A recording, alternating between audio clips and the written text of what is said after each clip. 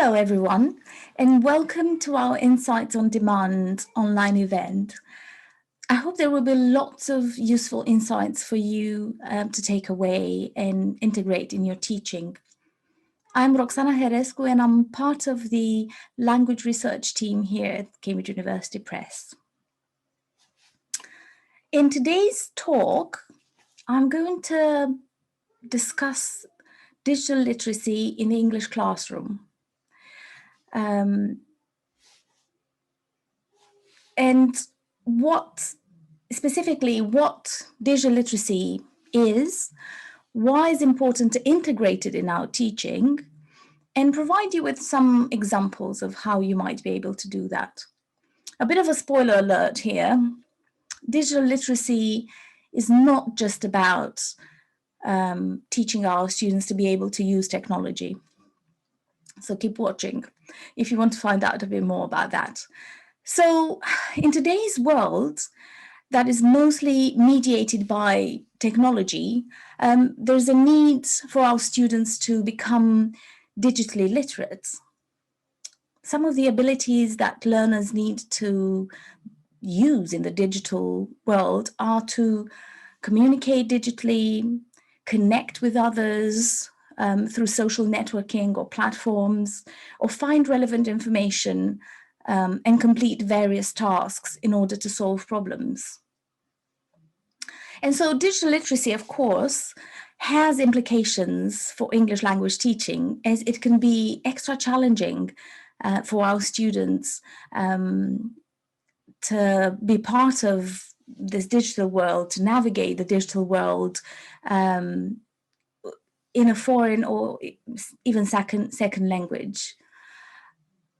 And yet, it doesn't have to be this way if we as educators and teachers provide our students with opportunities to practice their digital literacy in the language classroom, and using these activities, digital literacy activities, as language learning opportunities.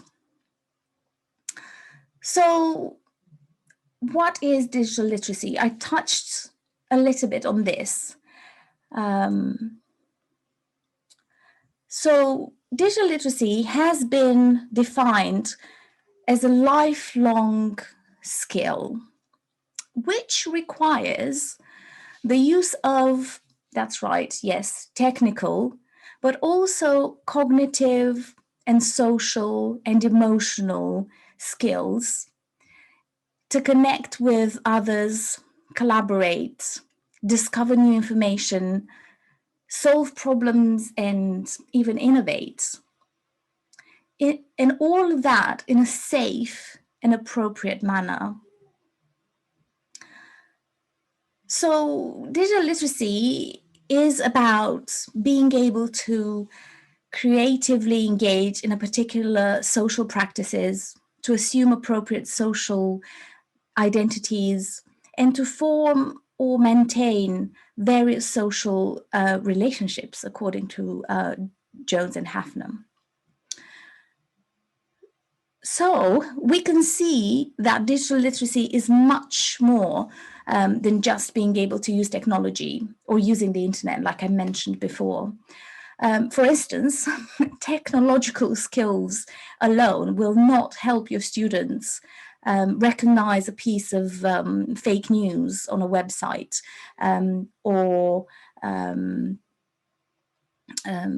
ascertain the reliability of information they find online, or recognize threats while navigating the internet.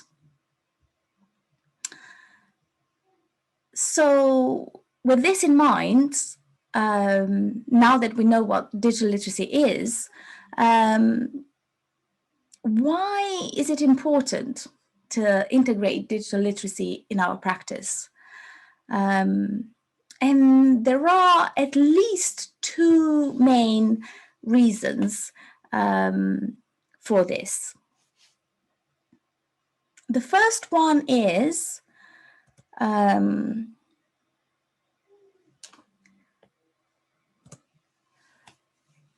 that, yes, it supports our learners' motivation and engagement.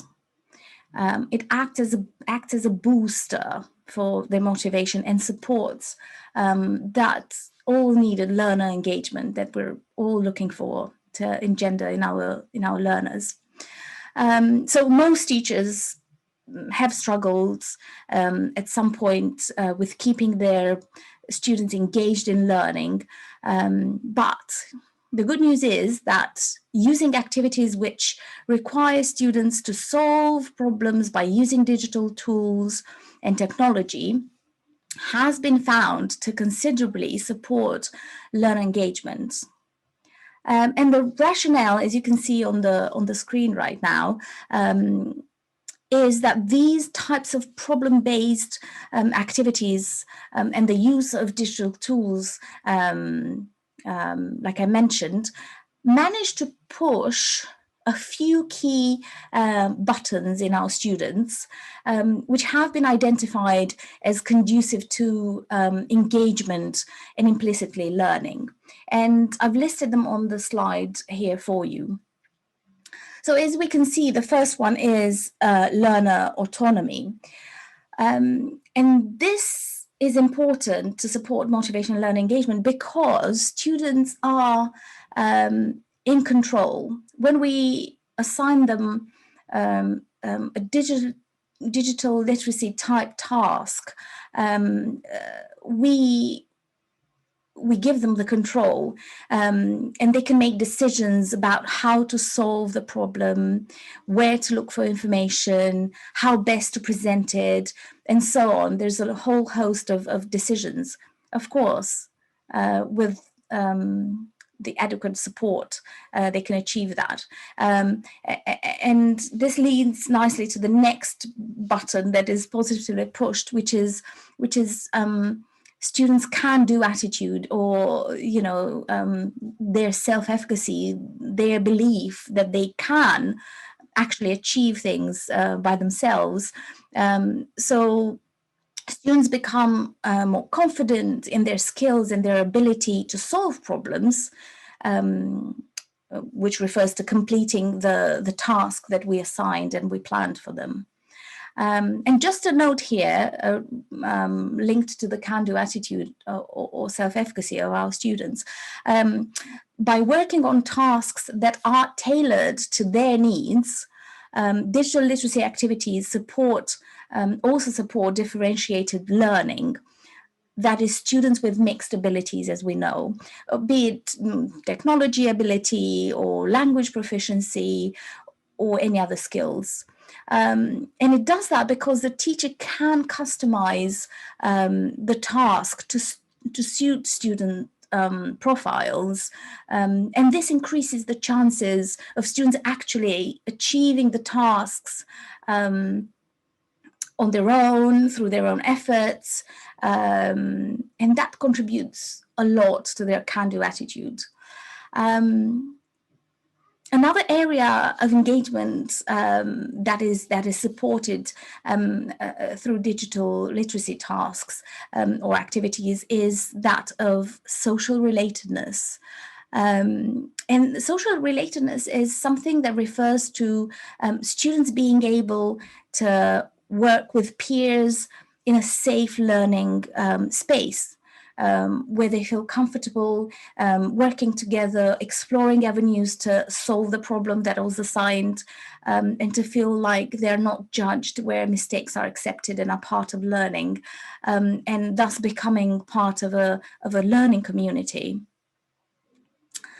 Another button, the fourth one, is that of relevance.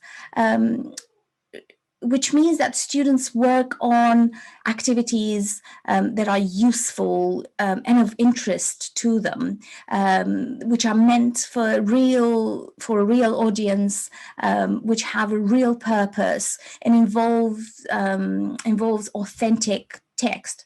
If you think about asking them to write a blog post, then the relevance is there for them, and they will feel a lot more engaged with such an activity. And finally, tasks that require the use of digital tools, of searching, of exploring, of using, which might have multimodal outputs. Could be audio or video or a presentation of sorts. Can really satisfy learners' curiosity and enjoyment as they are working on new and stimulating tasks. So, motivation and learner engagement is one big area that is supported by digital literacy, and that makes for a great reason for us teachers to be interested in integrating it in our lessons. The second reason, I mentioned there were two. The second reason for working on our students' digital literacy, for developing it in our language classroom, which makes digital literacy important. If you haven't been persuaded already by this first area of learner engagement, is that digital literacy is a lifelong skill. And it's a lifelong skill that doesn't work in isolation. It is a life skill that is crucial in helping students become lifelong learners. Also because it involves the use of other essential life skills, such as communication, collaboration, creative and critical thinking, as well as social and cultural awareness, which are a suite of life skills which, or you also come across them as under the title of 21st century life skills. So this second reason is also one big important one.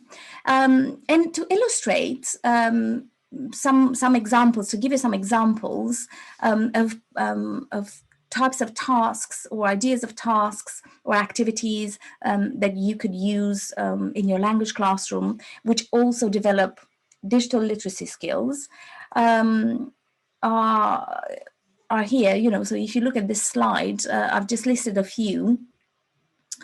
I'll give you a second to read through them. And while you're reading this, you might be saying, oh, these are quite common things, right? And these are things that many of us need to do, and somehow we as English language teachers have never thought that we should have the remit to include in our English classrooms, and yet we do, for the two main reasons that I've explained before. So these examples of activities are for your information only. The ones that you decide to design for your classroom will need to be matched to your specific educational context, and also taking into account variables such as the curriculum that you need to follow, your learners' ages, their language proficiency, their interests, as well as their technological ability and technology available to them. So all of these variables need to be accounted for and taken into account when you plan and design digital literacy activities for your classroom. So, and also from a pedagogical standpoint, I think I've mentioned briefly before, the activities will need to be planned and designed so that they provide the students with the scaffolding they need to be able to complete the activity successful.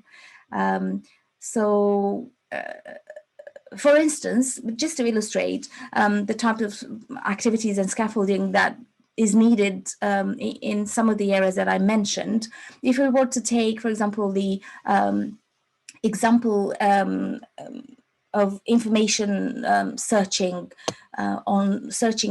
for a topic online, the technological aspect of the task is the one that needs scaffolding, and students need to be given the opportunity to either work together or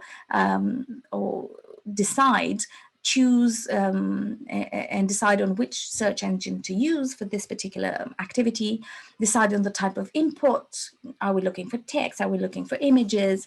Or indeed, are we looking for videos or audio? And they are guided on how to switch between different types of input in the search engine. So all of this is this technological guidance that they need. They also need support or scaffolding with the language that is required for the search, so that the search is successful. So students will have the opportunity to discuss and choose key terms and synonyms surrounding the topic that has been chosen. For example, what type of information am I trying to find here? What areas, what themes? And that will give them the preparation and the confidence to go ahead and work on the Google search. So that will inform the cognitive aspect of the task, where the students actually go off and carry out a Google search, and they can do it in pairs, or they can do it individually, or they can do it remotely. You know, they can work together, but remotely. They can do it synchronously or asynchronously, and explore changing the keyword, for example, and see what happens then. Then the students might have the opportunity to compare their research results and understand that the results can be different based on past search history or even physical location. In terms of the skills that I mentioned for this specific activity of information searching online, students can or will actually need to go through their results, to make a selection of the sources to read in depth, and then they will need to evaluate the reliability of the sources, and then select the relevant information for their search. And already you can see that one important skill that is required here, and this activity will provide some practice for, is critical thinking, where students use their higher order thinking skills to perform all of these complex cognitive processes of selecting, filtering, curating, synthesizing new information. And that's deep thinking type of work. And also another type of skill they might be needing to use is, if we ask students to work together to summarize and then synthesize the information and then decide together how to present the results. Is it going to be an infographic? Is it going to be a presentation? Is it going to be a Word document? Is it going to be a blog post? What format and what is the result the result of the search going to look like and be organized like? All right, so I hope this has given you a glimpse of how important, and also how digital literacy can be integrated in the English language classrooms quite easily, provided we design these activities with our students in mind. Thank you very much for watching, and I hope you enjoy the event.